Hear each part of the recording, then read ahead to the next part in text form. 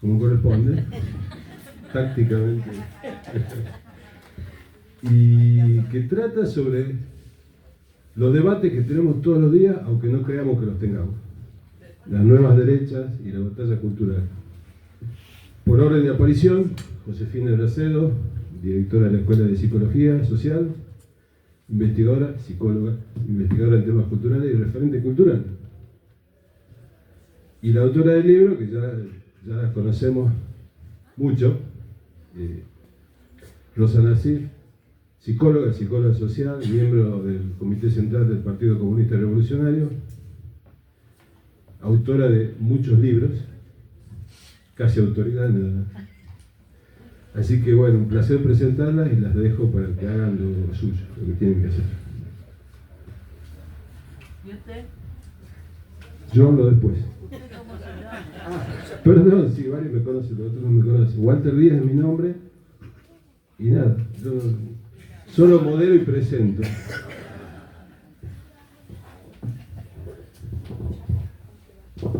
Como no los veo a todos, seguramente todos no me van a poder ver, entonces yo quisiera que sepan que como buena docente, como docente de buenos tiempos, me gusta compartir, aunque está medio oscuro para ese lado, con quienes estamos. Estamos en realidad convocadas, y estamos acá porque tenemos algunos intereses y a lo mejor otros tenemos algunas necesidades. Muy bien. Ahora le agradezco, ¿ves? Se hizo la luz.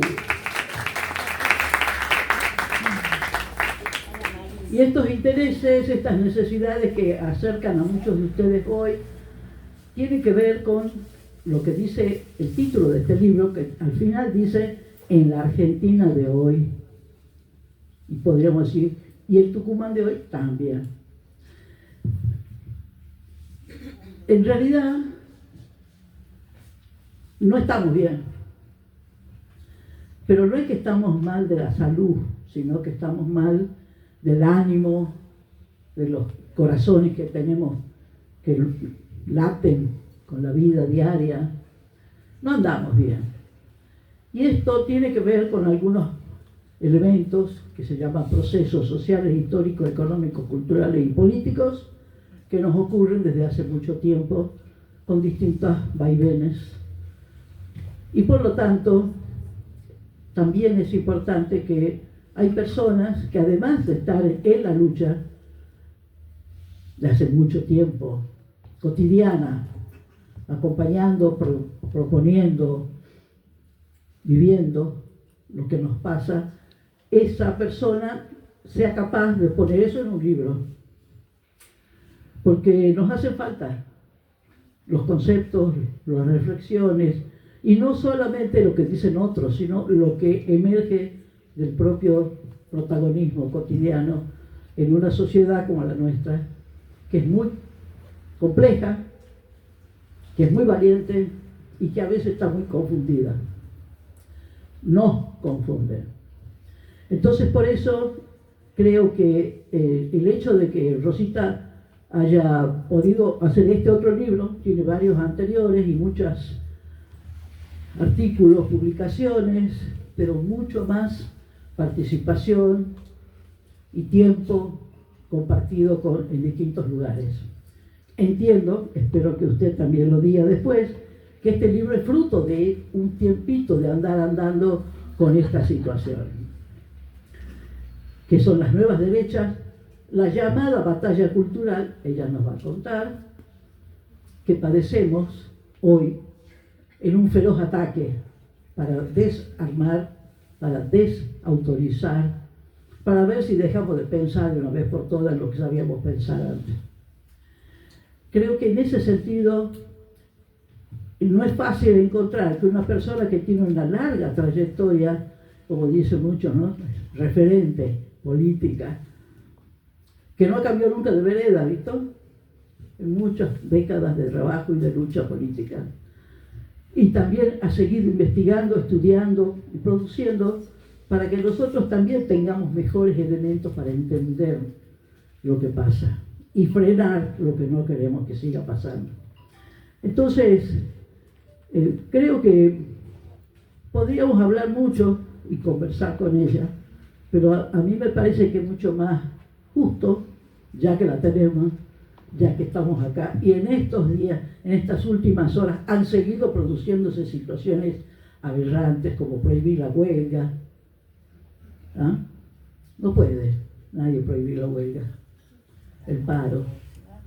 Sin embargo, se animan y lo ponen, y te descuidas, y muchos creen que hay que hacerlo. Nosotros venimos de un tiempo de mucha lucha. A este gobierno en enero, cuando asumió ahí nomás, la gran mayoría lo repudió con una marcha. En abril del año 23, también, 23 o 24, 24, la respuesta fue inmediata, contundente, masiva, de todos los que pudimos estar, el rechazo a esa derogación de los presupuestos para la educación, que no era solo para la universidad, era para la educación pública. Y esa respuesta también siguió hoy vigente. Por eso le hacía la broma al compañero, porque como está de paro no puede decir estoy aquí porque estoy de paro, soy docente universitario, sigue de paro todo el personal de las universidades y los jubilados. También estamos nosotros apoyando porque somos quienes hemos estado dentro de la universidad por varias décadas. Y esto es una pequeña muestra que les quiero dejar de por qué es necesario acercarnos, entendernos, plantear, preguntar en situaciones que hemos creado para esto. Nos hemos convocado para venir y compartir. Por eso, con Rosita, que además ha estudiado mucho la epistemología, los fundamentos dialécticos materialistas de la psicología social, ando viajando mucho por muchos lados y es en esos viajes donde también ha recogido los elementos para seguramente armar este libro. No porque tenga alguna gente mire la calidad de los libros por el número, por el alto del volumen, ¿no es cierto?, del lomo. Cada palabra que está acá es muy valiosa. Sin embargo, el libro cuesta menos de lo que son todas estas palabras, para que lo pueda comprar todo el que quiera. Porque hoy día podrían comprar muchos que otros libros y otras cosas no podemos comprar. Entonces yo los invito a que compartamos de esta manera. No es una disertación, sino que es una exposición para recibir después las preguntas, los comentarios, los aportes que puedan hacer muchos de ustedes que son personas con muchísimo compromiso social, cultural, educativo, y eso nos hace mucho bien. Así que Rosita, el micrófono es para usted. Bueno, muchas gracias.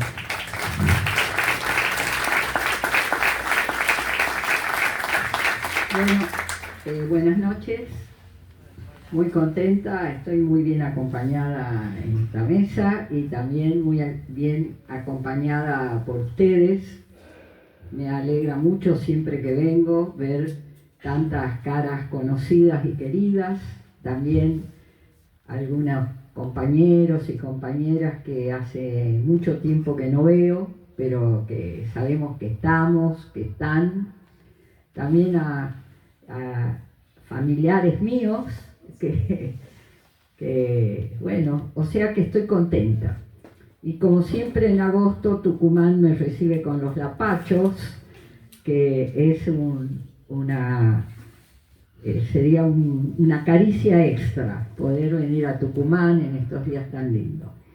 Pero bueno, para ir al tema de la charla y siempre con la expectativa de que podamos al terminar intercambiar entre nosotros. Acá no hay un tema de horario, me han dicho, así que podemos quedarnos tranquilos. Bueno, no sé, muchos de los que están acá, esto se mueve, ¿no? Pero se acordarán que yo estuve el año pasado hablando de más o menos estos temas, ¿no? De Milei, la batalla cultural, etc. En realidad el libro resume con una elaboración posterior, charlas que yo di durante el año pasado en todo el país, siempre con la inquietud de poder entender, comprender lo que estábamos viviendo, no viviendo como una situación que había sido un golpazo para todos nosotros, que era que un representante tan estrafalario además como Milei, pero que por sus ideas expresaba la extrema derecha, lo más reaccionario, hubiera llegado a ser elegido presidente, porque hemos tenido dictadores que llegaron por la fuerza, pero era la primera vez que llegaba, no digo la derecha, habíamos tenido expresiones de una derecha,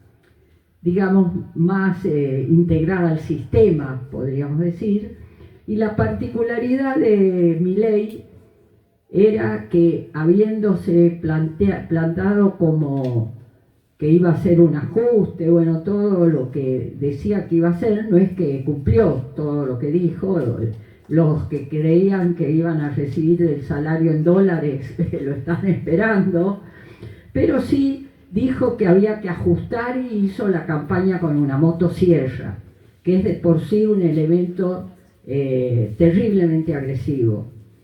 Y lo que tratábamos de comprender era cómo había sido posible que una parte del pueblo lo hubiera votado.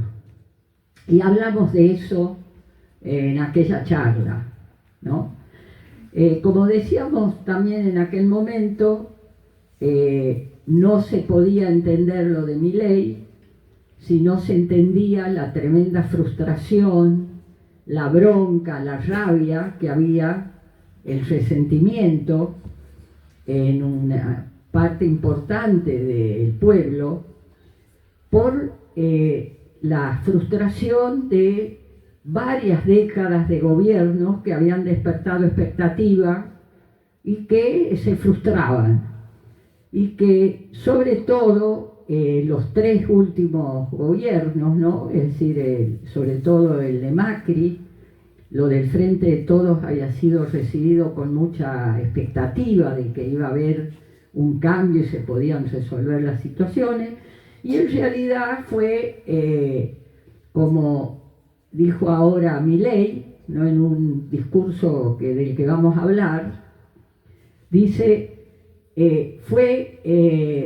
lo que explica que hubiera llegado, dice, fue una tormenta perfecta, que tuvo que ver con esos tres gobiernos, con una inflación galopante y con una cuarentena que se volvió eterna, dice Milei, ¿no?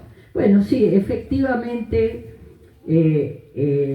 esto es una de las cosas, y una de las cuestiones que nosotros también planteamos en aquel momento era que una parte a la vez mayoritaria votaba con la idea de que había que cambiar y que esto que se viviera es necesario que se cambie, que no se podía tolerar, que no había futuro, que no había perspectiva.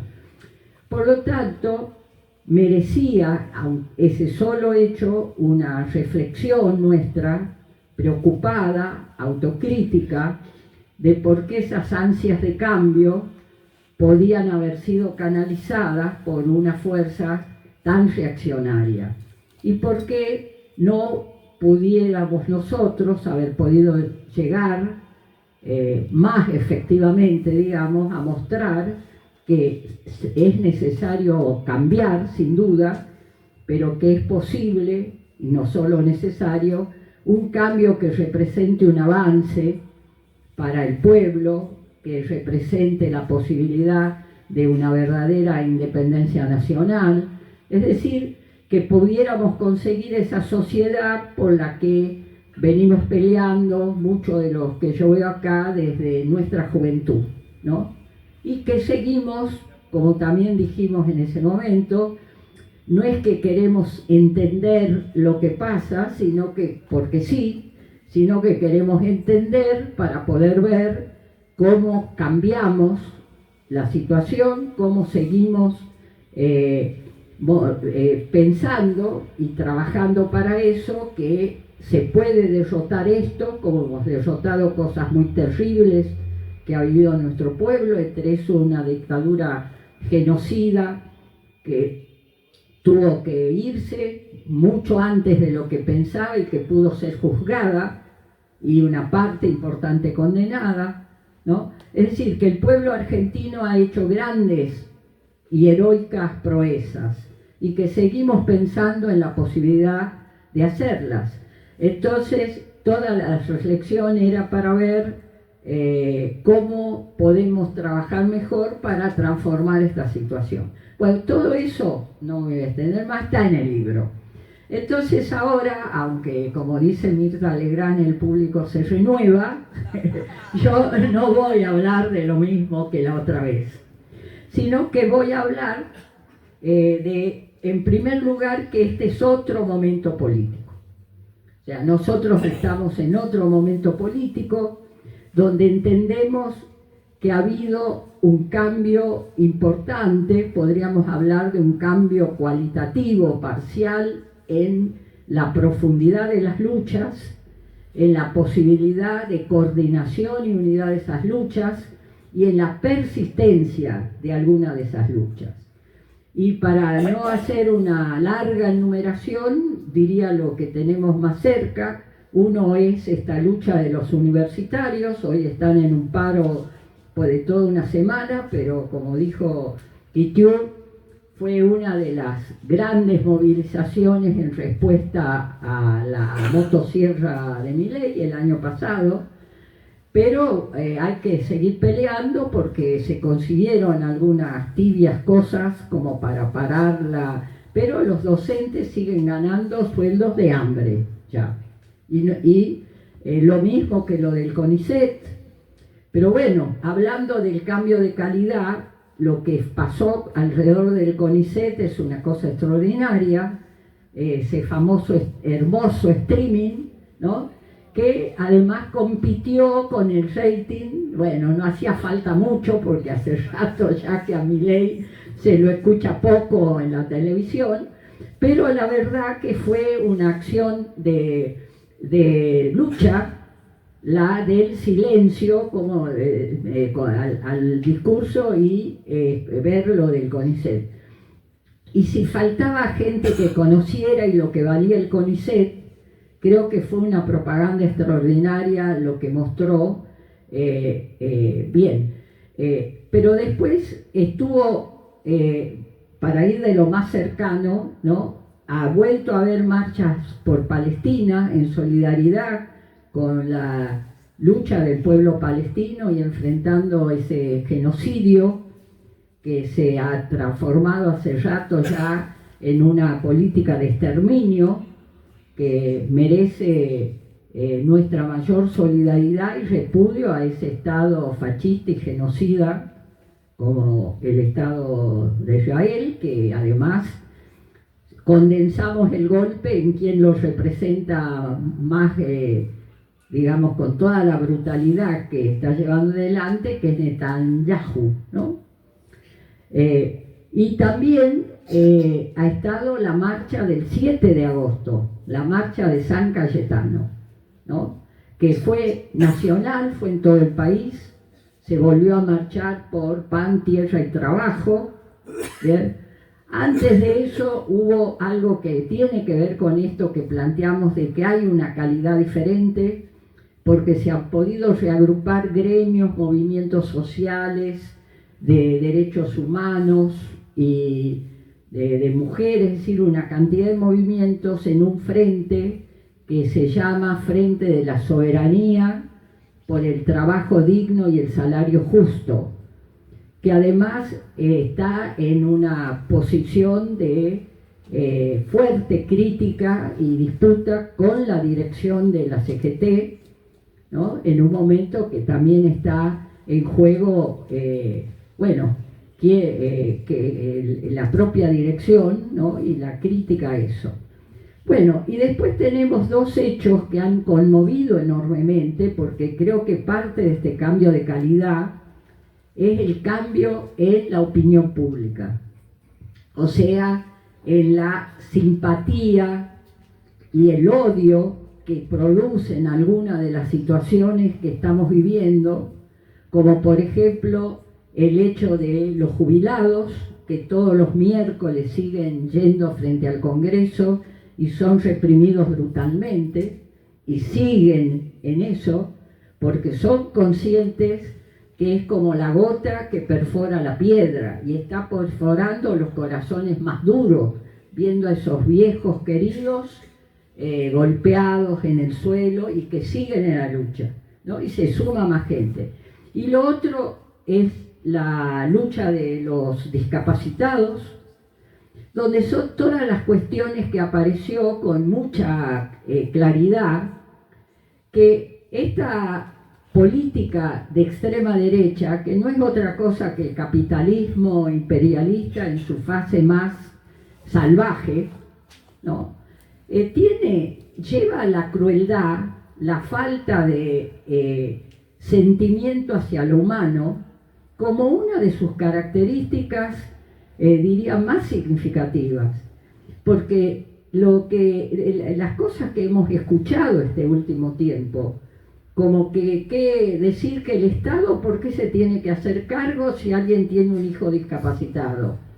Una madre que llorando volvió a ir a una marcha diciendo que el hijo que tenía, que era electrodependiente y tenía un tema oncológico, de cáncer, y que ella había ido con una cartel que decía que se iba a morir su hijo si no se recibía lo que había estado recibiendo un tiempo atrás, había fallecido, y ella volvía. Bueno, y digo por último lo del Garrahan, que sintetiza la lucha de todos los de la salud. Esto en realidad ha consolidado, además de que se ha crecido en profundidad, como decía antes, y en la coincidencia, la unidad, la coordinación de las luchas, hay un núcleo muy fuerte que estamos llenos de odio, ¿no? Del odio que se necesita para enfrentar la brutalidad con la que estamos enfrentándonos, y que va a ser muy difícil que se retroceda de eso, ¿no? Por lo tanto, esto es, digamos, una diferencia con el momento anterior. O sea que alguna de las cosas que era decir, bueno, en qué iba a consistir la política, hasta dónde iba, lo conocemos, ¿no? Lo hemos enfrentado y lo seguimos enfrentando. El otro hecho, digamos, de este nuevo momento que me quiero referir, es que no podemos obviar la situación internacional, ¿no? Por supuesto que hablar de la situación internacional significaría una charla larga, o sea que simplemente para dar algunos elementos que están muy imbricados con la situación de nuestro país, ¿no? Y que nos afectan directamente. No como uno podría decir en general que lo que pasa internacionalmente nos afecta, sino que es cierto, sino que en este caso la política de Milei en lo internacional nos ha colocado en el mismo terreno en el que se están librando las grandes disputas hoy por el control y la hegemonía en el mundo, ¿no? Que esta es una de las características de la situación, que es una situación muy inestable, podríamos decir, de un momento de transición entre que una hegemonía, la de Estados Unidos, declina, y hay una potencia imperialista en ascenso, que es China, que avanza. Podríamos decir al modo chino, o sea, como dicen ellos, en una todavía expansión blanda, pero que tiene la característica de que para poder explicar en gran medida la política de Trump, hay que entender que es esta lucha, ¿no? para no perder, sobre todo en el terreno tecnológico y demás, la hegemonía mundial. Y por lo tanto, como sabemos, históricamente no se han resuelto estas situaciones pacíficamente. Estamos asistiendo a una guerra comercial que, al estilo de Trump, digamos, o sea que no ha roto lo que serían las normas de los consensos comerciales que existían, y alrededor de la guerra de los aranceles, como él llamó, creo que fue el 2 de abril, el Día de la Liberación, practica la amenaza, la forma del patotero, no sé, que va a tomar Groenlandia, que Canadá va a ser el Estado 51, pero además empezó diciendo 50% de aranceles, 150 China, bueno, y negocia sobre la base de que ese va a ser su voluntad, ¿no?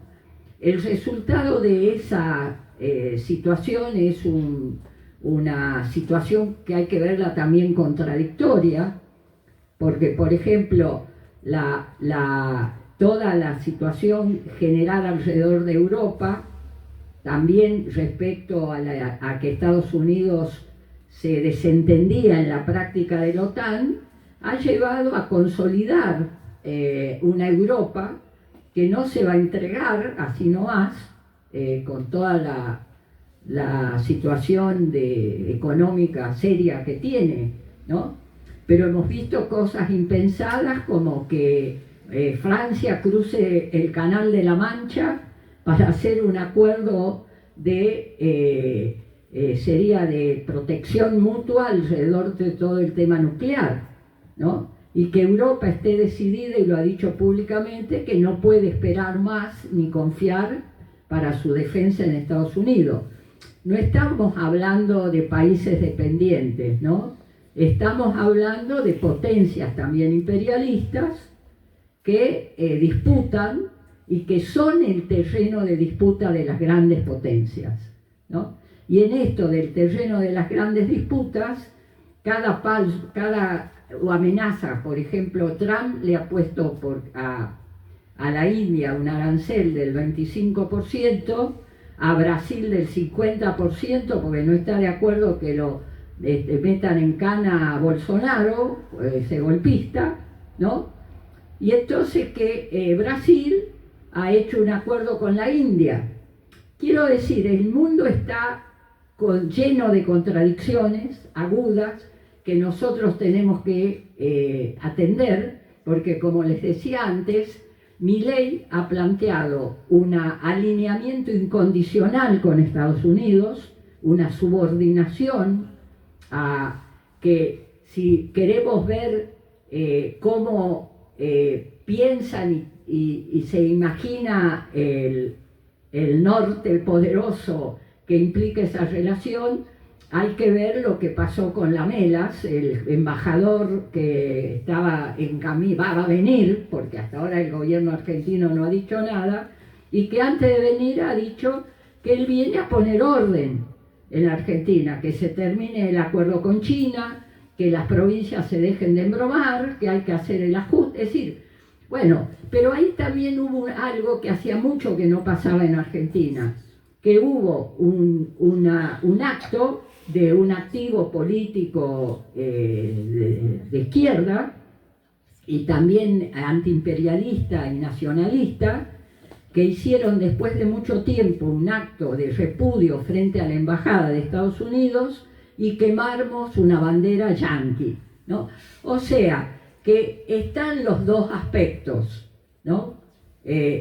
La prepotencia de los imperialistas y las grandes potencias, y la lucha de los pueblos contra la opresión, contra la explotación, que es en realidad nuestra fuente principal de optimismo. Y el otro tema de Milei, por la que nos coloca en la situación que nos coloca, es su alineamiento con Israel, ¿no? Bueno, yo sé que es un tema sensible, el tema, tenemos en Argentina, pero además en Tucumán, comunidades y colectividades que viven no desde afuera, sino muy desde adentro, lo que está pasando en esa situación, ¿no? Nosotros tenemos una posición histórica del PCR, que nosotros acordamos que una solución hoy, la única posible, pacífica, digamos, es reconocer la existencia de los dos estados y la capital en Jerusalén compartida, con la condición además que Israel tiene que volver a sus fronteras originarias. Y al mismo tiempo repudiamos enérgicamente la actitud genocida, fascista, de ese Estado que es genocido y fascista, como decíamos antes, expansionista, y que es una de las es el gran instrumento a la vez de guerra, ¿no?, en Medio Oriente, y muy en coordinación, digamos, total con los yanquis. Por lo tanto, este presidente ha dicho que Argentina no es más neutral, o sea que en un momento que avanzan factores para una tercera guerra mundial, ¿no?, ha roto, porque se le ocurrió además rompiendo con la Constitución y todo demás, que él va a definir la política internacional rompiendo la tradición argentina de que en las guerras interimperialistas nuestro país es neutral, ¿no? Bueno, pero además ha planteado que va a llevar la capital, va a reconocer a la embajada, digamos, Jerusalén como capital de Israel, y va a trasladar la embajada argentina ahí. O sea que realmente, además de por la solidaridad de un pueblo que además está sometido a una de las guerras más horrorosas en última instancia de tipo medieval, que es querer ganarla por la hambruna, ¿no? Bueno, tenemos que ver qué hace a nuestra propia seguridad poder parar esta política del gobierno. Bueno, o sea que esta situación me parece que está jugando acá en forma, no solo por lo que decía de que Argentina está en el centro de esa disputa, sino con un gobierno que ha tomado partido, pero en un país donde no están solo los yanquis, creo que eso sabemos, no solo está China, que le acaba de dar de nuevo una ayuda al gobierno con ese préstamo, los swaps en dólares, tenía 6.000 millones, le ha dado 1.500 millones más, no porque lo quiera Milei, sino porque quieren a la Argentina, ¿no? Y tenemos los países europeos, etc. El otro, no me quiero olvidar de Ucrania, Ucrania, es decir, se le agudizaron las contradicciones, no solo con el pueblo, digamos, con la parte del pueblo que lo enfrenta, sino por arriba, empezando por su vicepresidenta, la que le llama traidora asquerosa, creo, algo parecido, ¿no? Pero después, con muchos de los que le han votado todo, como el PRO, que se dieron cuenta, me parece un poco tarde, que el objetivo de Milei era fagocitarlos, es decir, tragárselos, ¿no? Y está ya casi culminada la tarea, ¿no?, de la unificación de la derecha bajo la égida de Milei. Pero esto ha generado contradicciones también en el PRO, ¿no? De algunos de los que se abstienen o han votado en contra, son los que, bueno, dentro de cierta lógica no quieren desaparecer del todo, ¿no?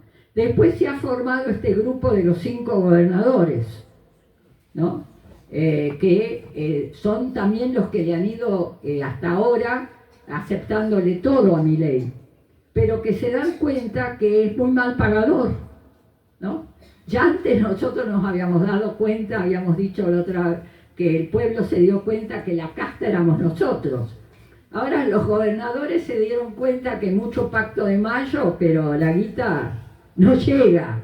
y que el déficit, el no tener déficit fiscal y implicaba no pagar nada, ¿no? Que entre eso la coparticipación de las provincias, o sea, que se han agudizado las contradicciones.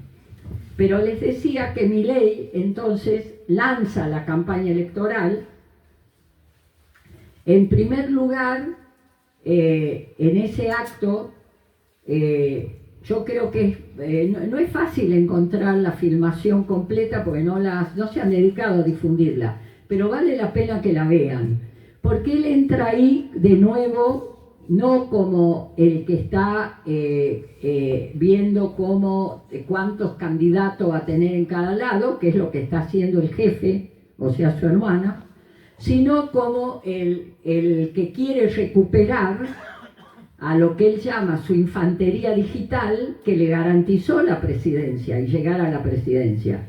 Entonces entra en ese lugar, que era un lugar no para tanta gente, creo que habría 3.000 personas, agitando y diciendo con la marcha del Rey León, acá llega el león, bueno, y levanta.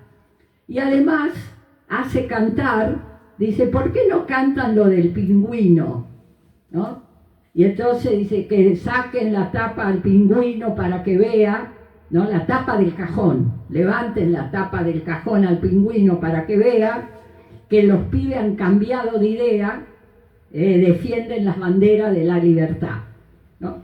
Es decir, está claro, va ubicando quién va a ser el blanco de la campaña y cómo lo va a hacer, y que tiene que recuperar con esa, lo que sería como él dice, la infantería digital de él, lo que perdió con la negociación que se hizo en la provincia de Buenos Aires, que es la batalla previa a la de octubre para Milei, donde en realidad se arreglaron todas las listas al mejor estilo casta, ¿no? Dirigido por la hermana, que es una casta iniciada, y un super casta, que es pareja, que es un tipo, bueno, importa, este pasó por todos, pero sobre todo se formó en el menemismo, y con Milei, con los Macri, digo pavada, con los Menem, ¿no?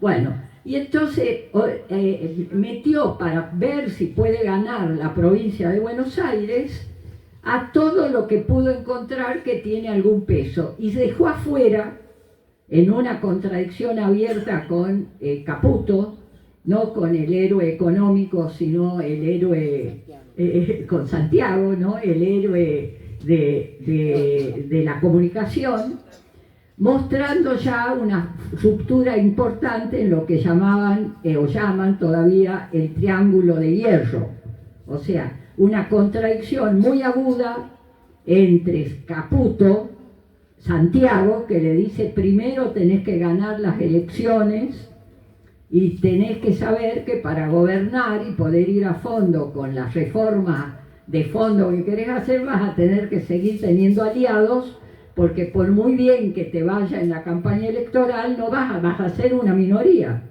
¿no? Pero entonces todos los heridos, porque no entró ninguno de las fuerzas del cielo en las listas de la provincia de Buenos Aires, salvo el ministro de culto, que Sotelo creo que se llama, que es lo más derechista que se puede imaginar. Bueno, pero quiero decir, entonces también era un acto de Milei para, en función de la campaña electoral, restablecer la relación diciéndole, está bien, hay que ser pragmáticos, lo dijo explícitamente, porque tenemos que tener territorialidad para poder afianzar nuestro proyecto, porque nosotros necesitamos no solo terminar este mandato, sino 4 años más para llevar a fondo las reformas estructurales de la Argentina, y entonces hay que conceder, sería, a estas cuestiones territoriales, y a la vez explica también esta necesidad de lo territorial, la política con los evangelistas, ¿no? Que tienen territorio, que pueden disputar en cada barrio y que han jugado un papel muy grande en esta derecha, que como ya hemos dicho otras veces, es una corriente internacional, ¿no? Es decir, no es una corriente solo local, si bien merece estudiarse las particularidades de la derecha de Milei, que no es igual que todas. Bien, entonces, a partir del objetivo de arrasar en octubre, objetivo de Milei, entonces él plantea que ellos son el mejor gobierno de la historia, que antes habían dicho que el mejor era Menem, pero que ahora él va a decir por qué él es el mejor. Y entonces hace un balance rápido de que él lo es porque dio la lucha en los tres frentes. En el frente de la gestión, o sea, de la política, y entonces hace el balance, ¿no?, del ajuste, de que la inflación, del superávit cero, ¿no? Pero plantea al mismo tiempo que para darle solidez a esto, no bastan las reformas que ha hecho Sturzenegger, que dice hizo 2.800 reformas. Bueno, van reformas de que se puede sacar el carnet de manejo no presencial, ¿no? Pero después destruyó cosas muy importantes en estas 2.800, ¿no? Que algunas están en disputa, es una pulseada, como el CONICET, como el INTI, el INTA, pero la CONEA, bueno, todos los institutos que tenían que ver con las especialidades de la salud, el oncológico, el de las infecciosas, es decir, destruyó cosas tremendas, ¿eh? Por eso es la importancia de pararlo, ¿no? De pararlo, pero para él, como dice, dijo además, esto recién empieza, porque nosotros tenemos que poder tener la fuerza suficiente para ir a las reformas estructurales que necesitamos. Habría que agregar y que le exige el FMI, ¿eh? Reforma laboral, reforma tributaria y reforma previsional, ¿no? Por lo tanto, para esto, dice él, está el segundo frente de lucha, dice, está el frente de la gestión, que ha sido muy exitoso, dice Milei, el frente institucional, que es que tiene que pasar a tener mayoría o más fuerza a nivel legislativo y consolidar a nivel ejecutivo. Y finalmente, digo yo finalmente, porque este es uno de los temas que está planteado, en la batalla cultural. Entonces esto creo que se ha planteado varias veces. Si Milei habla de la batalla cultural y es un humo, una forma de entretenernos con cosas que no hacen al fondo de la cuestión, y que la cuestión de fondo es lo que la política que hace, ¿no? Bueno, creo primero que está claro, por eso yo decía, dentro de las particularidades de esta derecha anarcocapitalista, aunque de algún modo está en otras expresiones de derecha, lo de la batalla cultural, acá ¿por qué Milei, habría que decir, por qué esta corriente le da tanta importancia a la batalla cultural y no es ninguna cortina de humo? Y la explica por qué. Y él ha dicho en otros lados que a él lo felicitan porque como en un país de zurdo ha podido llegar a ser presidente un anarcocapitalista, que es el primer presidente que llega.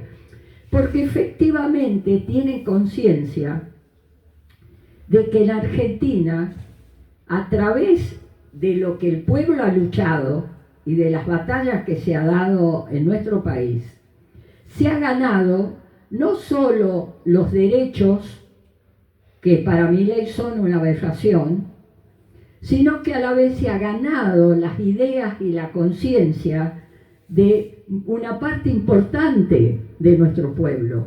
Se ha ganado lo que plantea, lo que la derecha esta le llama marxismo cultural, ¿no?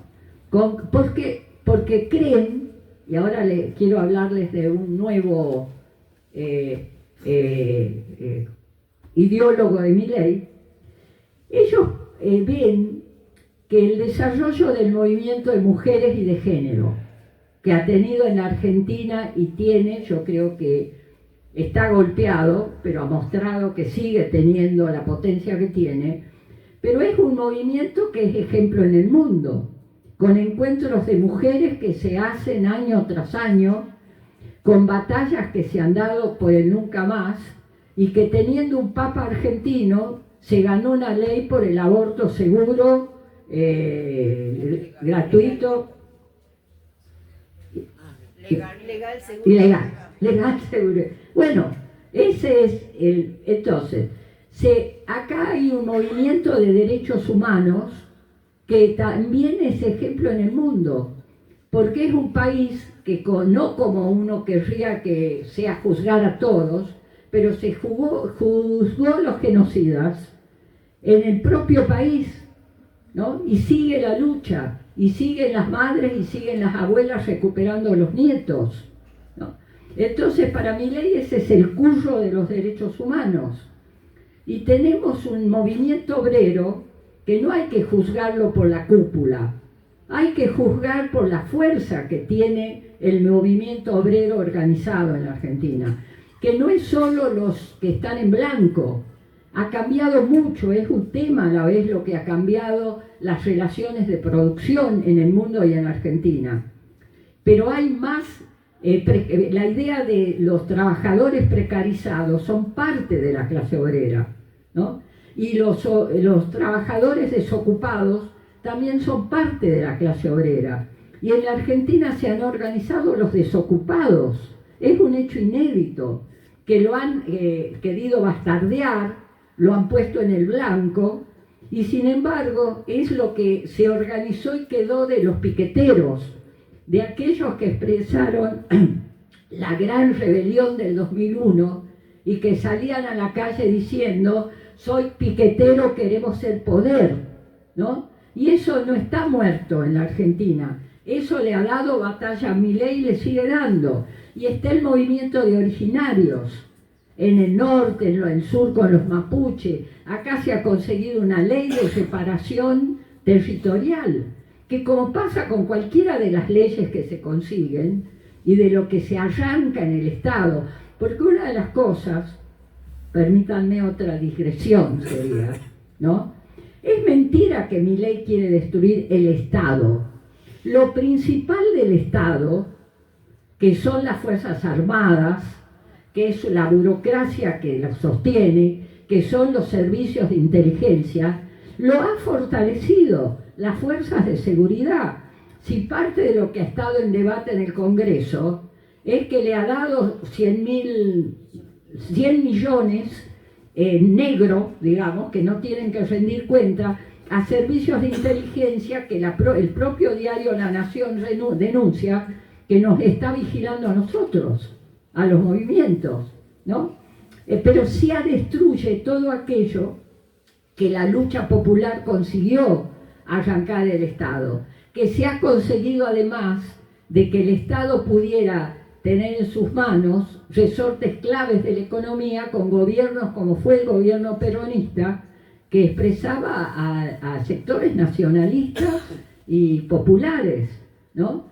Y teníamos, ahora que queda un YPF compartida y que ahora quieren quedársela porque se perdió un juicio.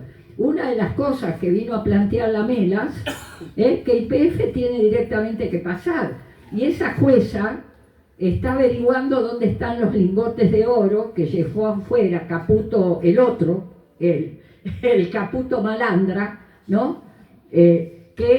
No sabemos dónde está el oro que está afuera, pero lo están buscando porque puede ser la garantía para si no paga. Quiero decir que haya empresas estatales que nosotros planteamos que tenía que ver con la posibilidad de una independencia económica del país y que a la vez tenía que tener control obrero esas empresas, o sea que se tenía que mejorar, porque la campaña que se hizo durante el menemismo para entregarlas, que era que no servían, que eran ineficaces, que se robaban todo y demás, ¿no? Bueno, liquidaron una parte grande de esa. Queda el astillero Río Santiago, por ejemplo, como una de las empresas. Queda la empresa de aviones en Córdoba, que ahora es una de las cosas que quieren privatizar. Bueno, pero lo que quería plantear, que lo de la salud, lo de la educación, es aquella parte del Estado que tiene que ver con lo que se fue ganando, de que cuando hay una necesidad de las necesidades vitales, sí hay un derecho, ¿no? Porque esta idea que el derecho, esta idea de que la idea que donde hay una necesidad y un derecho es una aberración, porque las necesidades son infinitas y los recursos son escasos, ¿no? Además que sería muy importante hacer la discusión de dónde van los recursos, ¿no? Y cómo se distribuyen, ¿no? Pero no se está hablando de que si yo deseo, no sé, como Menem, tener una Ferrari, es un derecho que es una necesidad que el Estado tiene que pagarla. No, son lo que la Constitución argentina ha planteado, que es la necesidad de satisfacer los recursos, las necesidades vitales, la del techo, la de la vida, la del trabajo, ¿no? Esas son las necesidades que son derechos que se adquirió, como el derecho a las 8 horas de trabajo que no se cumple en ningún lado, a tener una vejez digna después de haber... Bueno, esto les decía que estas son las cosas del Estado que quiere destruir Milei y no lo que es la base fundamental por el que las clases dominantes usan el Estado para dominar, para reprimir, etc.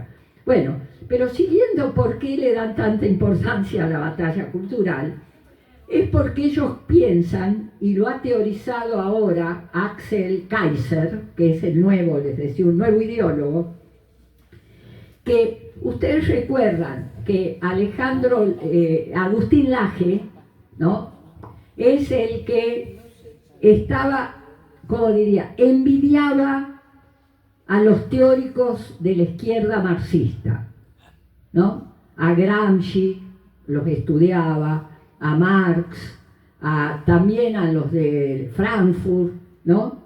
Porque decía, es que la izquierda nos ha ganado la batalla cultural, porque Gramsci había planteado, ¿no?, que obviamente la lucha de clases se da en todos los terrenos, en el terreno de la lucha en la calle y por los derechos y las reivindicaciones, la lucha política, la lucha organizativa, que es un terreno también de la lucha, y la lucha ideológica, que es el de las ideas, ¿no? El de poder reconocer a los enemigos y a las causas de lo que sufrimos para poder avanzar en un cambio que cambie de raíz, por ejemplo. Y entonces se agarraba de Gramsci, etc. Y planteaba entonces que él es el teórico del marxismo cultural, que como el marxismo se había infiltrado en la educación, en la salud, en los resortes del Estado, en la Iglesia católica, que considera que, claro, como la Iglesia católica no se guía por el dogma de la desigualdad, sino de la igualdad, aunque después la vamos a ver en el cielo, pero defienden que todos somos iguales ante Dios, ¿no? Bueno, es una aberración. Pero les decía que Laje habló de los woke, o sea, que fue el discurso de Milei en Davos. No sé si se acuerdan que acá hubo una marcha gigantesca, ¿no?, de las diversidades y demás en febrero, el 1 de febrero. Y hubo una marcha en todo el mundo, hubo repudio, porque ahí acusó a los homosexuales que acompañaron esas luchas, fueron fundamentales, porque hicieron comprender por qué era justo, o sea, que vendría a ser la relación entre las ideas y las luchas y los logros, es como entre la teoría y la práctica, ¿no? Y esta gente desconoce la práctica como el camino para la adquisición de las ideas correctas, unida a la batalla que damos, ¿no?, quienes hemos llegado a la comprensión de la verdad de la sociedad, que es una ciencia, la ciencia que explica por qué en realidad, cuál es el origen de la propiedad privada, por ejemplo, cuál es el origen del Estado, cuál es el origen de la opresión de las mujeres, y que da sustento ideológico y teórico a lo que se va ganando con la lucha en las calles. Bien, entonces, como Milei con mucha razón dice que el que gana la batalla cultural gana también la primacía política, y que hay que ganar entonces la batalla cultural. Pero como él cree que es una inoculación, el que le ha dado la respuesta, y que claro, exterminando a los zurdos se van a terminar esas ideas, ¿no? Piensa eso. Pero que acá viene este Kaiser, ¿no?, alemán,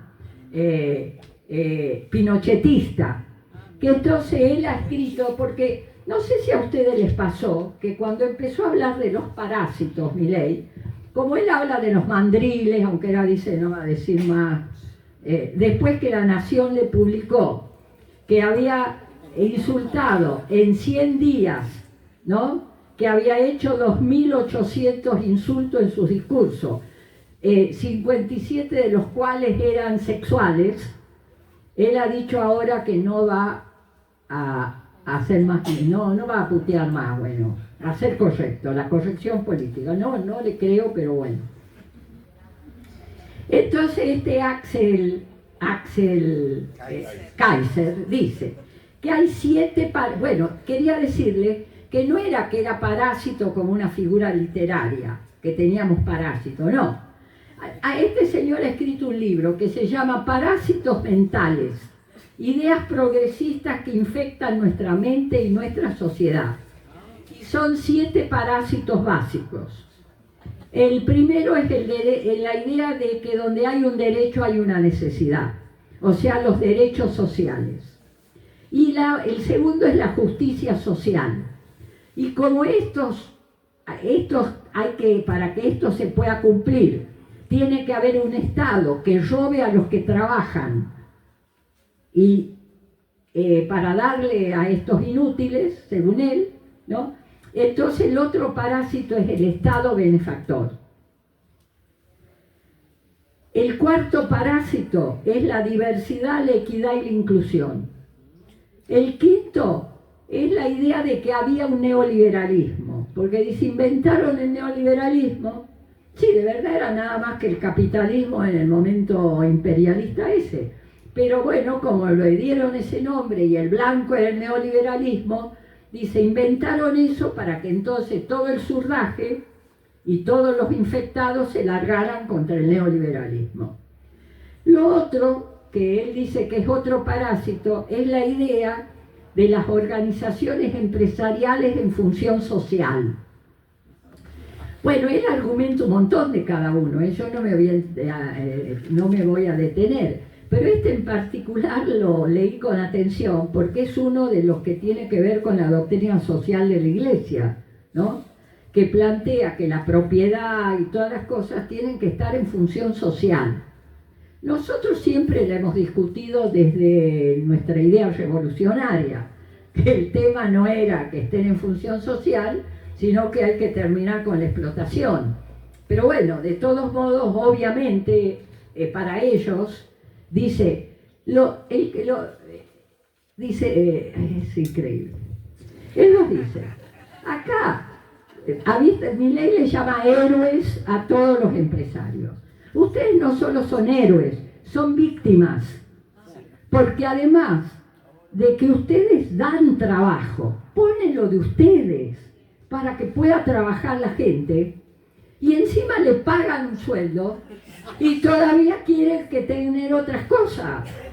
No se dejen embromar, basta. Y encima ahora le trabajan la culpa Y entonces tienen que hacer obras sociales.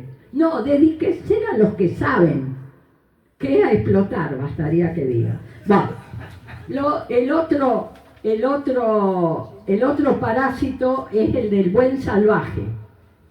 ¿Qué es el parásito del buen salvaje? Es todo lo que tiene que ver con el cuidado del medio ambiente, con los derechos de los pueblos originarios, con el hecho de que... ¿Por qué? Porque al atacar el carácter irracional del capitalismo, al decir que están terminando con el planeta, ¿no?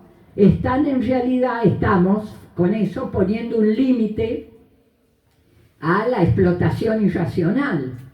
Pero él dice, estos quieren volver a aquella época que vivían todos en la aldea, tenían unas cabras, no tocaban, como diciendo, quieren volver a la edad de oro, sería. Por eso es lo del buen salvaje, ¿no?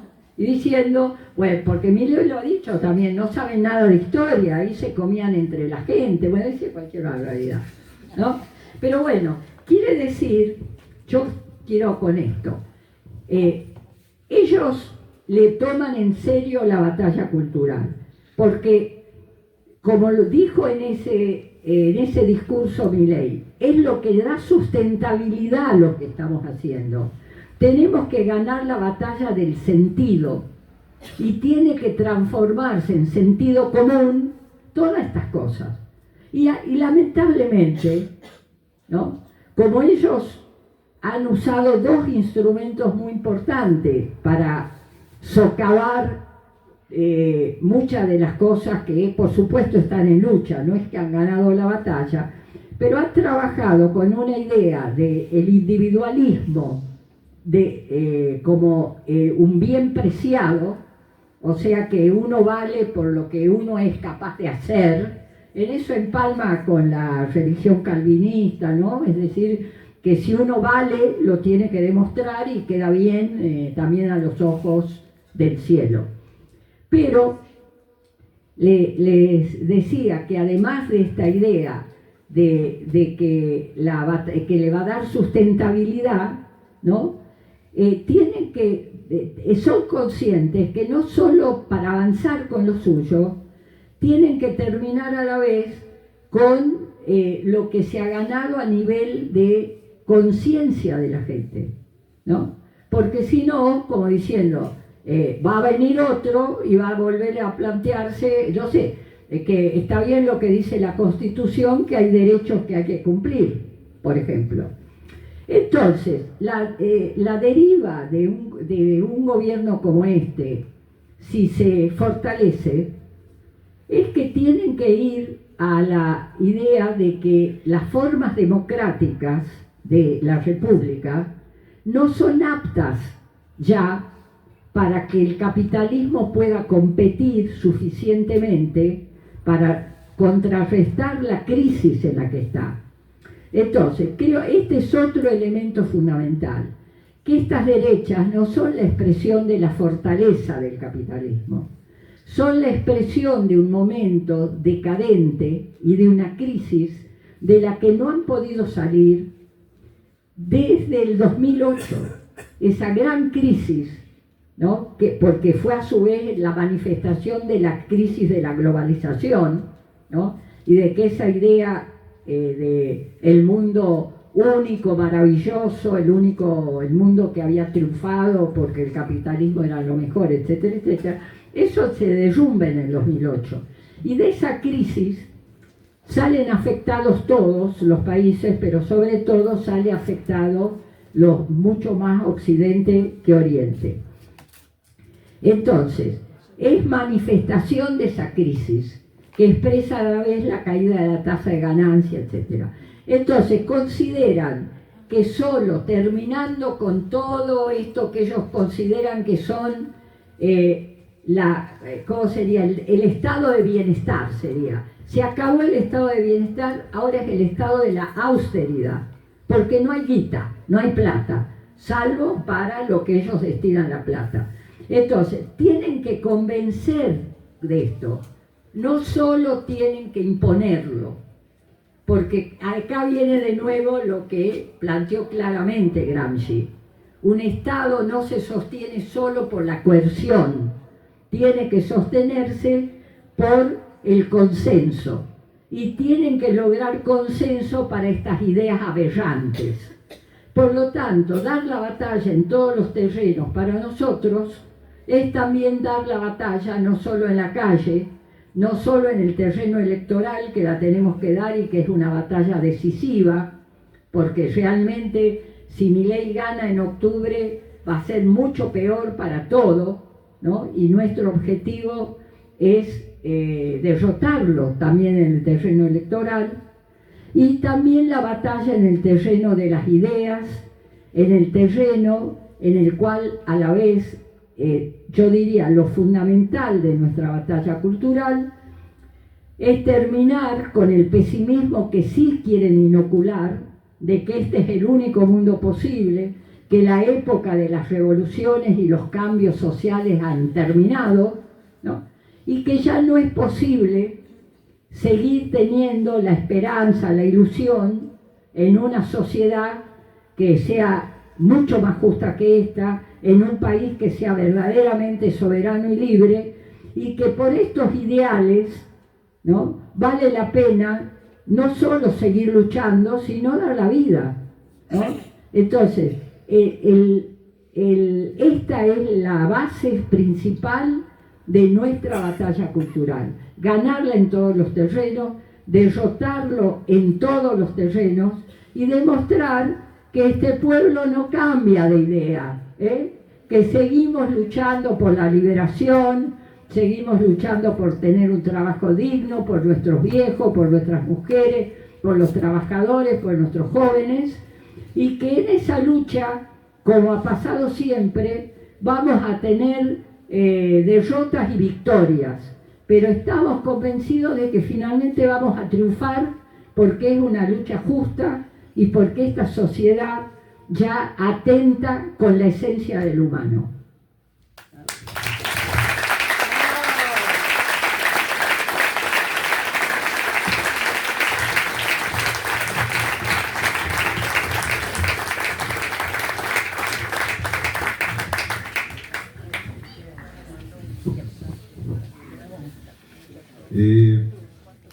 Unos agradecimientos al doctor Fernando Juli, presidente del Consejo Deliberante, al director de Cultura, el señor Lizondo, al subdirector Jorge Franco, por habernos facilitado este salón de actos, y por supuesto a todo el personal responsable del anfiteatro que garantizan el sonido y los recursos materiales para esta charla.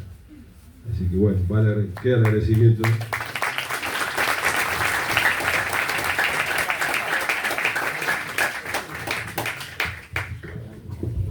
No es que tenemos todo el tiempo, pero hay un tiempito. En realidad creo que sería muy importante escucharnos, no solamente haber escuchado todo lo que ha traído Rosita, porque nos hace falta también traer nuestras ideas y nuestros pensamientos, no necesariamente acordes, sino también con las dudas y con las preocupaciones que nos mueven en muchos de los lugares donde estamos. Así que vayan pensando, pueden acercarlo, acá hay un micrófono, pueden mandar un papelito si quieren, pero no lo desperdiciemos al tiempo que tenemos.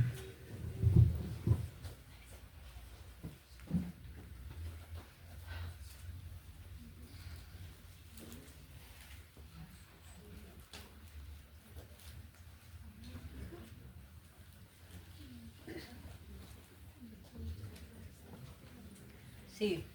Yo quería hacer una consulta acerca de qué es lo que nos puede devolver usted, acerca de algo que escuché hace muy poco que me quedó resonando mucho y me ha traído a pensar muchas cosas también, sobre todo porque daba claridad a muchas cosas del cotidiano, muchas conversaciones del cotidiano que yo me enojaba, ¿no? Y a partir de esto que he escuchado, dudosa fuente, no me acuerdo quién lo dijo, pero era que el mayor caballo de batalla de las nuevas derechas y de la derecha en general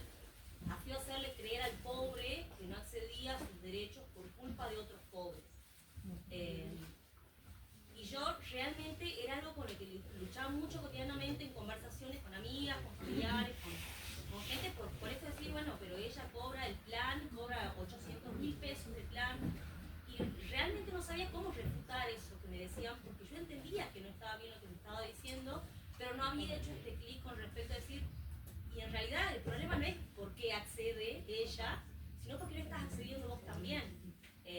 Entonces esto, ¿no? Como el hecho de decir, bueno, no me atienden en el hospital porque hay otro pobre que es más pobre que yo, y es más negro que yo, y es más villero que yo, y ese tiene más prioridad que yo.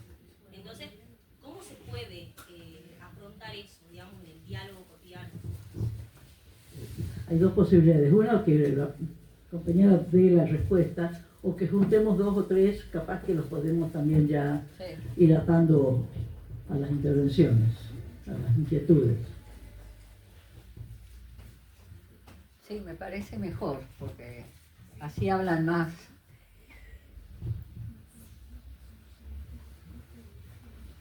Pero es muy importante.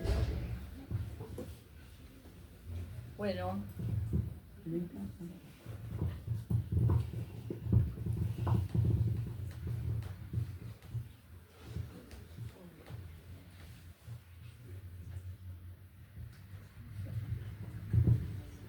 Bueno, ya no importa. Sigan. Y después empiezan a brotar las ideas, ¿no? Ahí Ana, que A ver, pasa el micrófono. no sé si va a llegar. A ver, Marquita. A ver si puede ayudar. Puede contestar porque no está.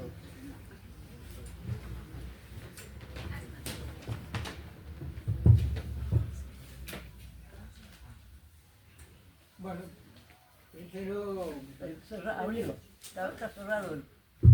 Ahí va. bueno, primero quería felicitarte, Rosita, porque lo que has traído es en este libro y la vuelta que le has dado, porque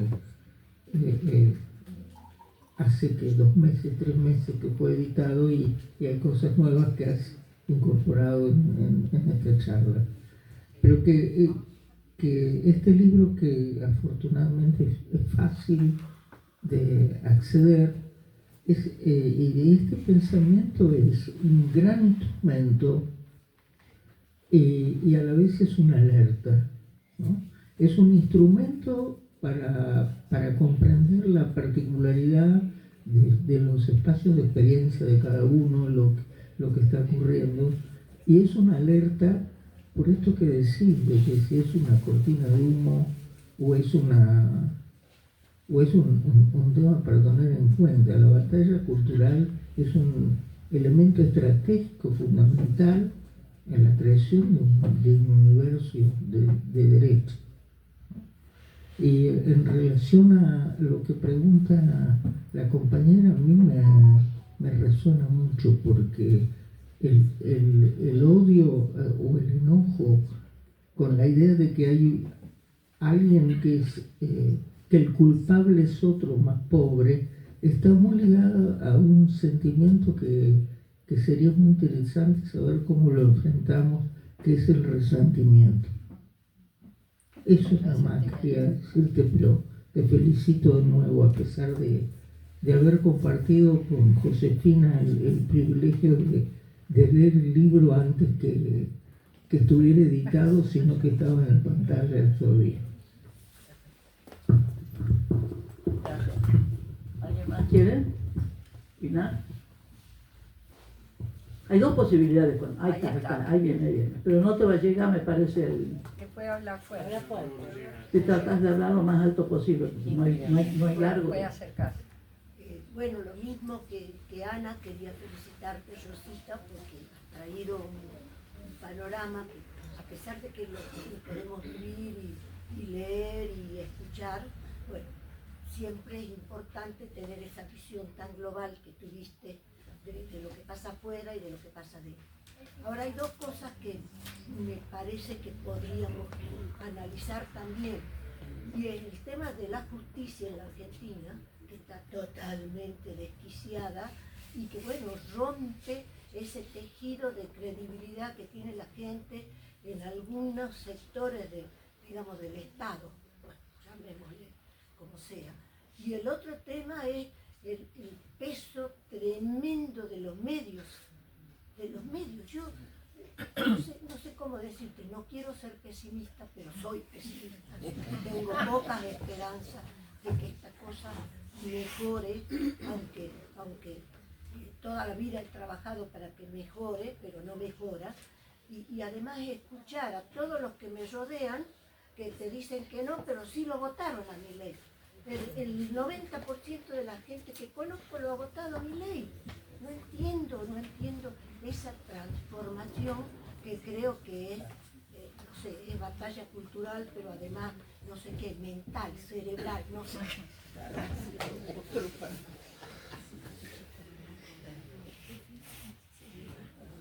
Bien. Acá llega un mensaje escrito para que lo lean. ¿Qué hay en este discurso de las nuevas derechas que generó tanta esperanza aún hasta el día de hoy? Hoy es una pregunta. Allá. No me hace falta el micrófono, creo. Bueno, hable. También te quiero felicitar, Rosa. Te vengo siguiendo hace rato por YouTube y esta charla última me gusta más porque me parece que estamos sintetizando mejor lo que estamos viviendo, ¿no? Así que te felicito. Eso por una parte. Por otro lado, me he quedado pensando en la pregunta de por allá, Agustina, y lo que me da a pensar, digamos, tu pregunta, que me parece que, digamos, el arte de Milei o de las propuestas estas de ultraderecha, para mí pasa centralmente por dividirnos. Tienen primero que nada que dividirnos a nosotros, qué sé yo, entre el más pobre y el menos pobre, entre, por ejemplo, los desocupados y los ocupados, o entre los trabajadores estables y los precarizados. Esa división que estaba pensando ahora que no ha nacido con Milei, venía de antes, pero que Milei se aprovecha de eso, es como que lo que ellos tienen que alimentar y sostener a toda costa, y nosotros, y eso digamos le sirve para desviar el blanco del verdadero responsable que hace que todos estemos como estamos, ¿no? Porque el culpable es tu vecino, siempre, ¿sí? Entonces eso nos debería servir a nosotros para pensar cómo salir de eso, cómo debatir, cómo volver a unirnos para encontrar lo que sería un camino común para todos. Acá, está la espera. Yo tengo felicitarte por la charla, la verdad muy esclarecedora en algunas cuestiones que tienen que ver con lo internacional. Lo que sí yo todavía no logro entender por qué se habla de nueva derecha.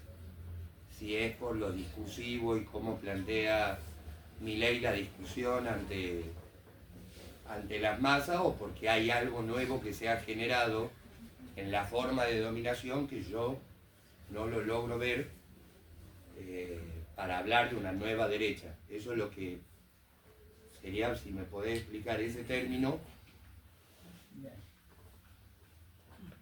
Acá. Me presento, soy María Anastasio, coordinadora del MTE acá en Tucumán. Felicitarla y agradecerle, digamos, por este libro y por explicarnos también lo que escribió, ¿no? Espero poder contarlo. A la compañera que preguntaba, y esto una respuesta también hacia adentro, ¿no? Hacia los que de alguna manera militamos. En lo personal me voy a hacer cargo, no como organización, sino en lo personal, al peronismo o al kirchnerismo. Ese discurso de odio, ese mensaje de odio que hay, viene también del propio peronismo. No nos olvidemos que desde la misma llama del peronismo cuestionaban a los compañeros y a las compañeras que cobran algún programa social, que también se pusieron a cuestionar y a plantear por qué tales o cuales cobraban un plan social. Un programa social que ahora son planes. Entonces, creo que con este tercer gobierno de Menem, porque así decimos en nuestra mesa chica, que este es un tercer gobierno de Menem, porque está haciendo casi lo mismo que hizo Menem en su momento, no vino más que a ¿cómo se diría? A ampliar esa grieta que ya viene de gobiernos anteriores, ¿sí? De llamarle planero a los compañeros y compañeras, de crear ese discurso de odio y ese mensaje de odio de que el que cobra un programa social no labura.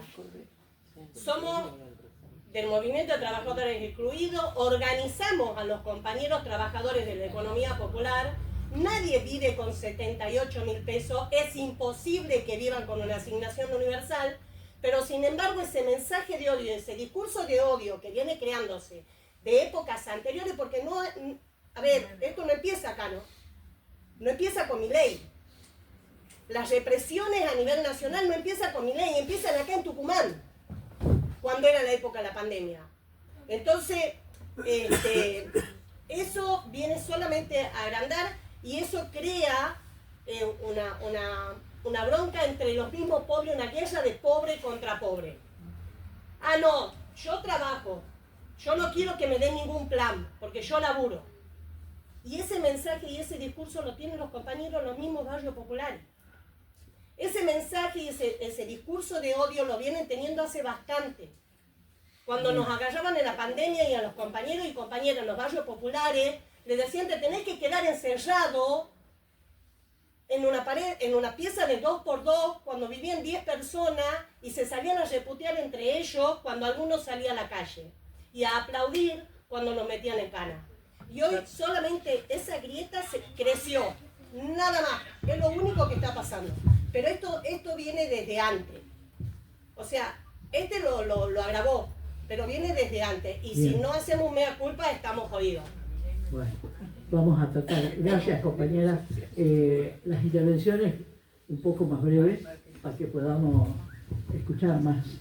Allá también hay otra persona. Sí, antes que nada, le agradezco a Rosita la charla que nos dio. Esta es la tercera vez que vengo, cada vez algo más encantada. Lo que quería decirle con respecto a lo de Milei, la verdad es que todas las organizaciones estamos pasando por una etapa muy crítica. Hay mucha desunión, y sin querer esto lo está fortaleciendo al gobierno de Milei, porque muchas organizaciones están con el gobierno de Milei, están con el gobierno de la provincia, no se unen como tiene que ser, si no podríamos sacar adelante el país. Y a mí me duele lo que está pasando porque lo estoy viviendo en carne propia, con gente de acá de Tucumán que la está pasando muy mal, compañeros, como dice, que tienen planes, se le cae por esto y esto. Nunca en mi perra vida he ido al Tribunal Federal y he tenido que entrar hoy día a seguir el caso de una compañera. ¿Y sabe qué me dice la compañera? ¿Sabe, doña Loli, lo que quiere este gobierno de Milei? Que pues salga de nuevo a la calle a robar. Porque no tengo que darle de comer. Acá tenemos que estar más unidas las organizaciones. Sin querer se está desmenuzando por completo. Y se está fortaleciendo el gobierno de Milei, compañero. Esto es todo. Acá dice, ya vamos a empezar a juntar las respuestas. A ver.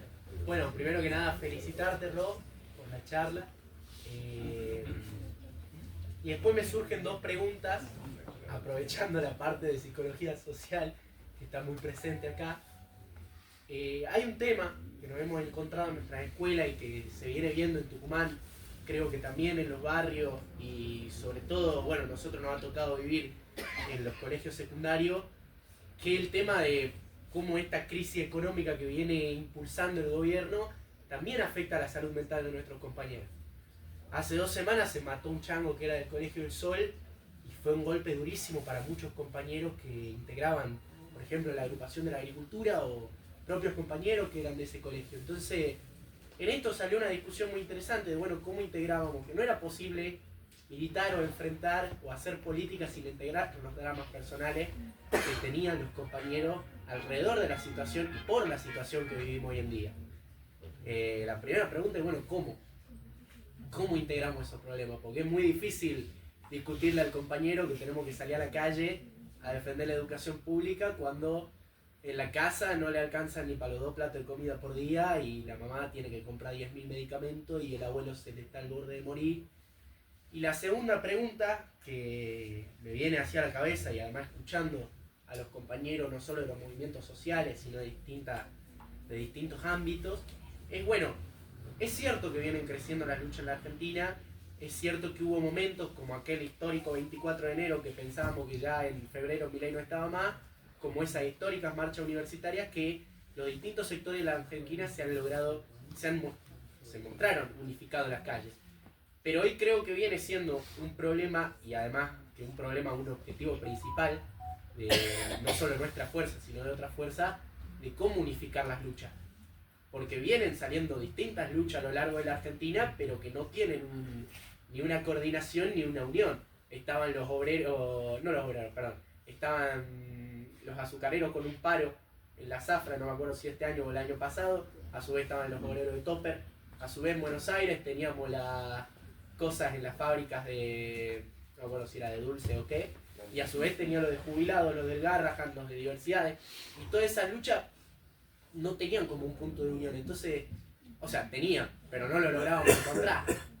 ¿Cómo es seguir? Porque también hace parte a la batalla cultural de la unión de las luchas. Bueno, ¿cómo es? Bueno, Miguel, bueno, falta el último, así ya, si no, no me voy a acordar las preguntas. No te lo que joder, el cosa Miguel. No, un pequeño aporte, porque en los últimos meses me inquieta como investigador lo que dijo alguien acá, la nueva derecha. No nace de un repollo.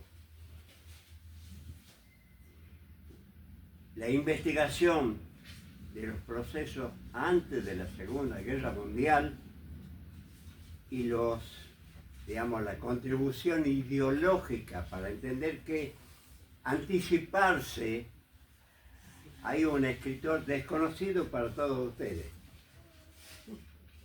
pero me completa la base de investigación a donde unimos qué fue pasando en Europa con los procesos que llevaron a la Segunda Guerra Mundial, que es Dimitrov. Dimitrov, un comunista búlgaro, enjuiciado por el incendio del Reichstag, el Parlamento alemán, y cómo está su defensa en el juicio que se le llevó a él y a otros más acusados del incendio del Reichstag. Se anticipó en el debate contra los espartaquistas, que subestimaron el ascenso del nazismo, y así pasó la tragedia de los que lo fusilaron a Rosa Luxemburgo y a Carlos Liebknecht. ¿Sí? Ese germen que después lo podemos seguir país por país, y cómo fue la resistencia. Lo más maravilloso que está de esa historia es de España y el Frente Popular antifascista, que llegó por elecciones con la oposición de los anarquistas al poder relativo, porque vino la invasión de Franco con sus tropas, fascistas desde el África, y sus líderes. Se creó un ejército, el 5º regimiento, el comandante Lister, y después las brigadas internacionales, que cientos de argentinos fueron a morir en España. Gracias, Miguel.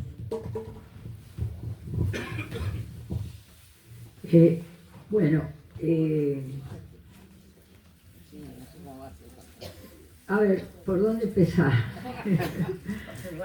yo creo que un tema es importante, las preguntas que han hecho, porque muestran la complejidad de la situación, ¿no? O sea que no hay muchos elementos que son contradictorios, que uno los viene siguiendo, hay otros que todavía tenemos que seguir investigando. Pero, por ejemplo, ¿por qué pudo calar? Creo que uno de estos, las preguntas, hay una pregunta, más de una, que dice, bueno, ¿cómo puede ser que este discurso haya ganado y que inclusive hoy tenga peso en muchos compañeros, ¿no?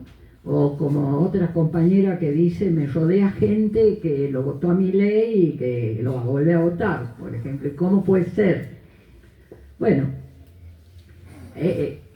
yo voy a dar algunos otros elementos, pero no creo que con eso se disipen las dudas que hay, ni que podamos terminar de ver. Pero, por ejemplo, para afirmar algunas de las cuestiones, la idea de lo que es la frustración, el resentimiento, la bronca, la rabia, no son sentimientos que surgieron a partir de cosas que no reales, sino a partir de lo que se estaba viviendo, ¿no? Es decir, situaciones de ver que cada vez se estaba peor, no mejor, que no había futuro, que que se había probado con uno y con otro, como diciendo lo voté a Macri, fue un desastre, lo voté ahora a Alberto y tampoco nos fue horrible, teníamos ya una inflación de no sé cuánto %, etc. Entonces, esa insatisfacción objetiva que se profundizaba y se profundiza con situaciones como las que se plantea acá, de compañeros que no tenían para comer o apenas, pero a la vez tenían bronca que otro que estaba al lado recibiera un plan, y por qué recibía y yo no. Bueno, el tema es que no había sentimientos reales de que así no se podía seguir, ¿no? Ahora, esta idea de que había que cambiar, hay que ver que no es porque sí que la puede canalizar de pronto un personaje como Milei, porque detrás de eso que aparece espontáneo, como diciendo cómo la gente, hay un trabajo muy sería muy profundo, muy técnico, muy científico, de quienes han trabajado para ver cómo se manipulan las necesidades, ¿no? Hay bibliografía, les quiero decir. Por ejemplo, hay un libro importante que se llama Los ingenieros del caos, ¿no? De Dempoli, es el autor. Entonces, estudian cómo es decir, algo que es viejo, no es nuevo, que es la manipulación de las necesidades, de manera tal, por un lado, de desviar la fuente de satisfacción de esas necesidades. Y uno de los elementos es cambiar el enemigo. O sea, que se oculte con elementos bastante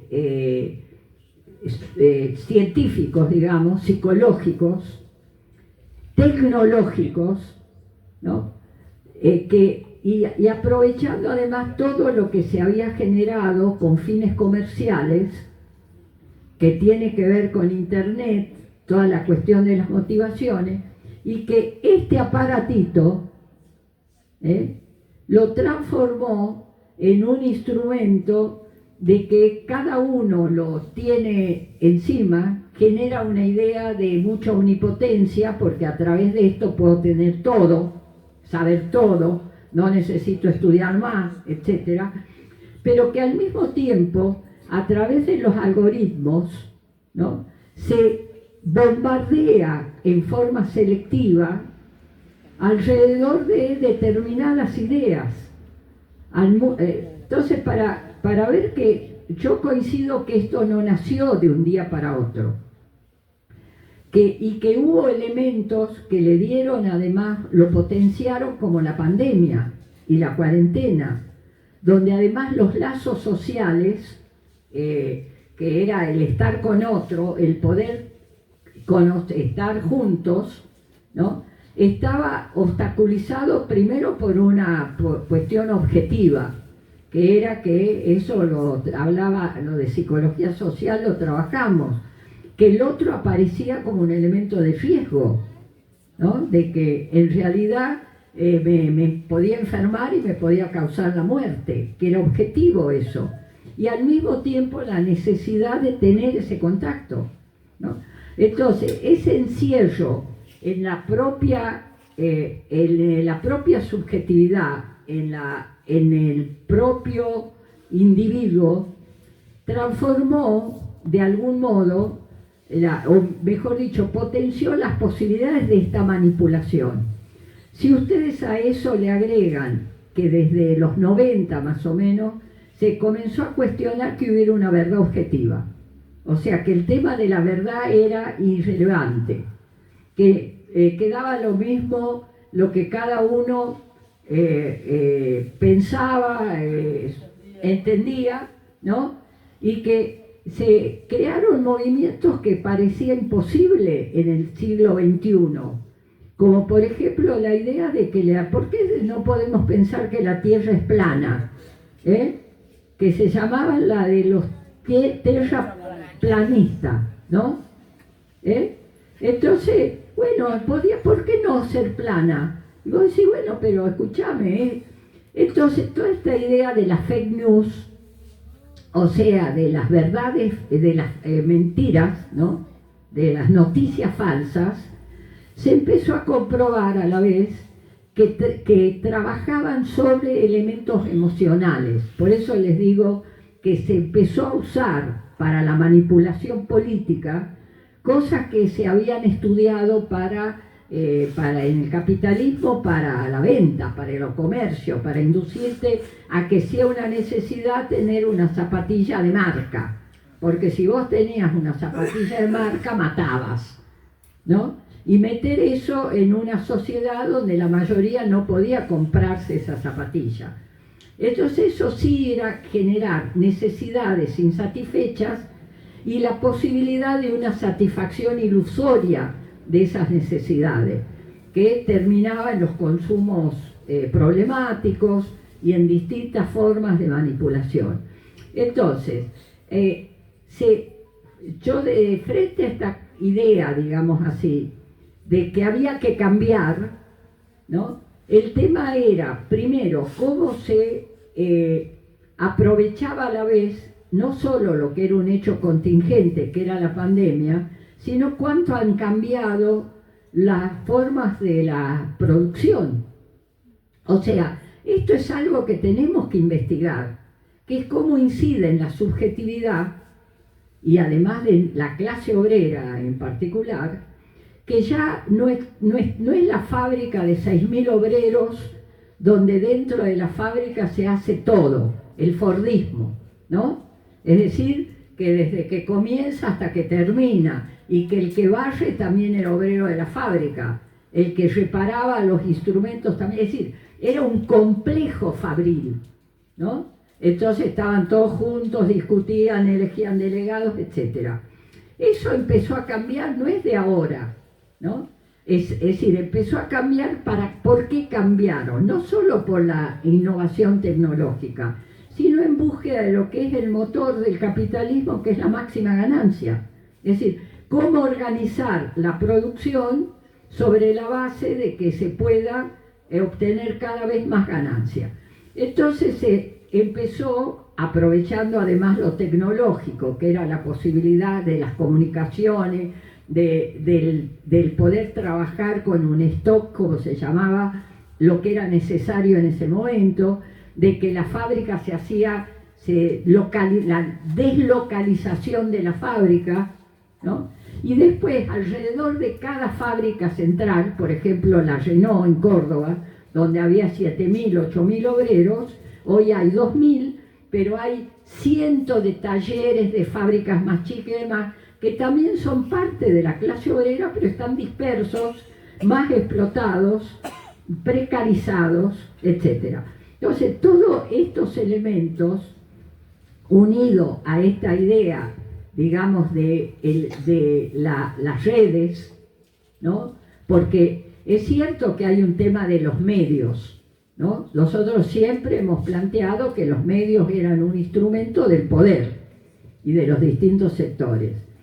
Pero esa descentralización que tiene que ver con el streaming, con esta ilusión, además de que cada uno produce su noticia y demás, ha permitido a la vez que sectores porque así se incubó no solo lo de Milei, no es un fenómeno local.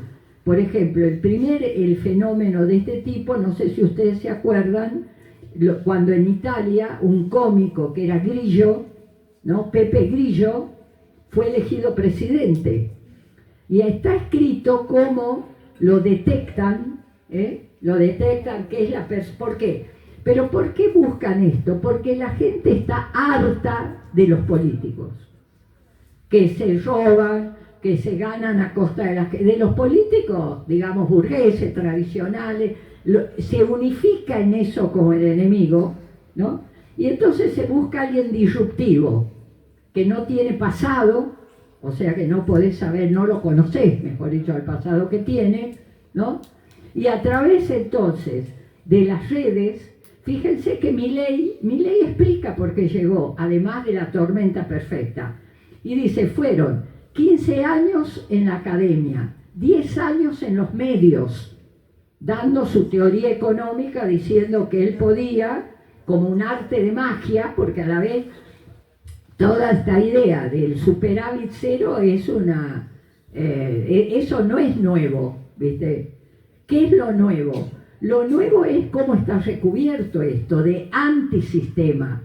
Es la primera vez que una derecha, estas derechas, ganan apoyándose en la idea de que hay que cambiar el sistema y que ellos son antisistema, son políticamente incorrectos, cuando lo correctamente político nos terminó llevando a donde nos llevó, ¿no?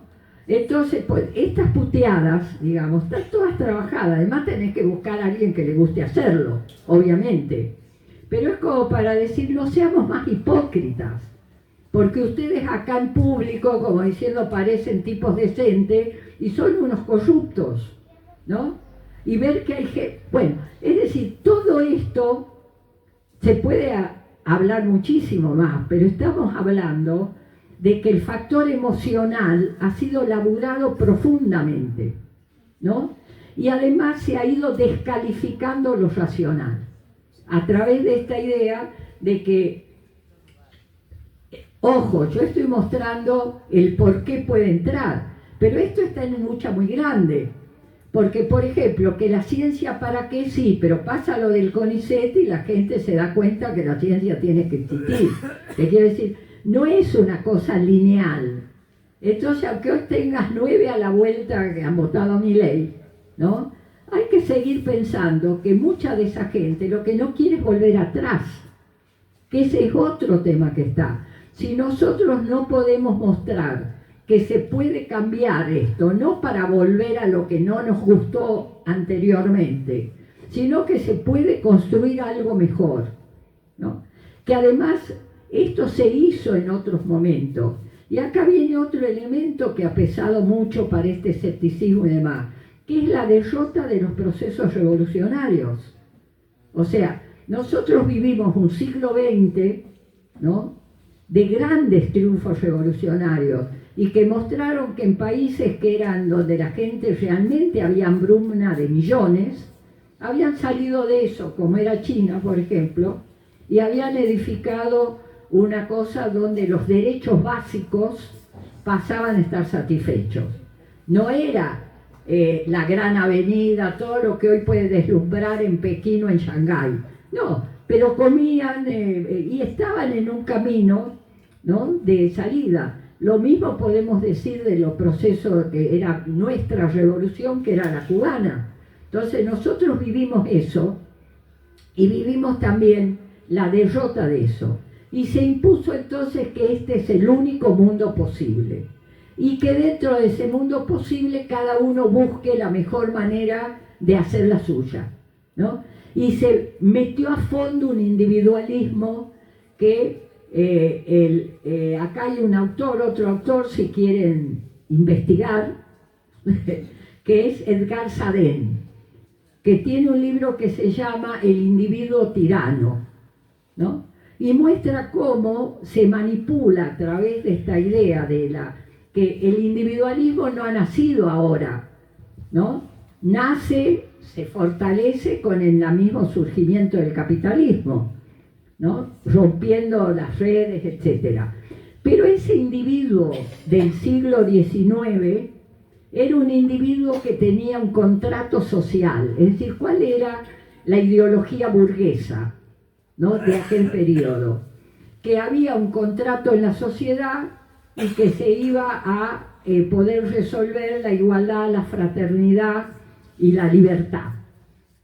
Cuando se va viendo que eso tampoco es, que es mentira, ¿va?, que es la igualdad ante la ley, es la libertad de hacer guita, bueno, todo lo que dijimos, y que de la fraternidad se olvidaron, surgen propuestas de cambio colectivo. Y eso es el fin del siglo XIX, el siglo XX. Entonces el descontento se canaliza a través del socialismo, los movimientos socialistas, anarquistas, de populismos de izquierda, etc., ¿no? Cuando eso a la vez es derrotado, aparece esto que estamos viviendo de los 90, ¿no? Por eso me parece que hay que ser optimistas. ¿Por qué? Porque en realidad, con todo esto que estamos contando, y muchísimo más, con todas las fuerzas que están desatadas para que desaparezca la solidaridad, por ejemplo, que está planificado eso, para dividirnos entre nosotros, para que un pobre mire mal a otro pobre. Eso está trabajado desde el poder, ¿no? Pero a pesar de eso, nosotros vemos cosas maravillosas de solidaridad, ¿no? De gente que no tiene, que lo único que tiene, contaron, no sé si yo, no me acuerdo, sí, ya ahora me acuerdo quién lo contó. Lo contó ahí en el programa de Nancy Paso. ¿Cómo se llama la que estaba, Ana? Graciela Alfano.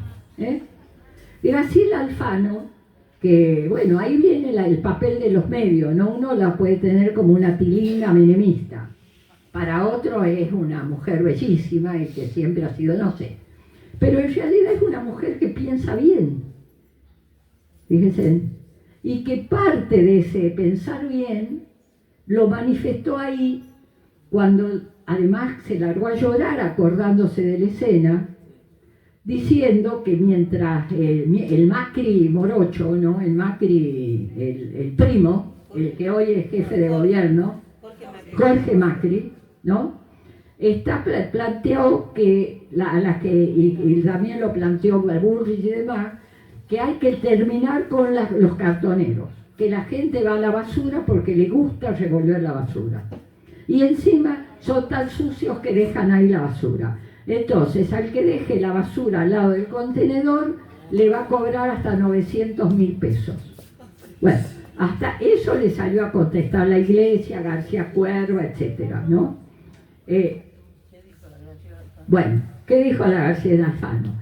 Que ella sale a pasear su perro, ¿no?, a tarde, y que entonces se le escapó el perro, y lo encontró al lado de un hombre grande que estaba comiendo en una bolsa que había sacado de la basura. Y que cuando ella se acercó, se sintió mal y le dijo, no se preocupe, la comida que le estoy dando no le va a caer mal a su perro. Le dio al perro la comida, ¿no? Entonces, como diciendo, esta va a creer que yo, ahí dijo dos cosas. Ella, en primer lugar, yo me sentí tan mal pensando que va a pensar que lo que él podía comer le iba a caer mal a mi perro, ¿no? Y en segundo lugar, que se estaba sacando su comida para darle al perro. Bueno, esto es lo humano, ¿no? Lo humano existe, ¿no? Es una construcción, podríamos decir, social y cultural del Homo sapiens, ¿no? Que ha nacido de un trabajo colectivo, que en sus orígenes pudo sobrevivir porque era solidario, que la competencia ha surgido con la división de la sociedad en clases, pero que tiene en profundidad la mayoría, por lo menos de lo que nosotros conocemos de nuestro país, una sensibilidad frente al prójimo muy grande, que cuando hay una inundación aparece. Entonces hay que confiar que lo pasajero va a ser esto, o sea, que este capitalismo extremo son el producto de la decadencia, de un sistema que no puede, como pasaba en Roma, ni siquiera alimentar a los esclavos, ¿no? Y que nosotros somos los que tenemos conciencia más clara de las causas, del porqué, que no tenemos un optimismo bobo, sino que entendemos que en definitiva la historia tiene vueltas y revueltas, pero va para adelante, ¿no? Que este sistema no es eterno, como no ha sido eterno ningún otro sistema, y que lo que nosotros podemos hacer es contribuir a que esto cambie, ¿no? Y que yo creo que mi ley tiene pie de barros, créanme, no los voy a defraudar.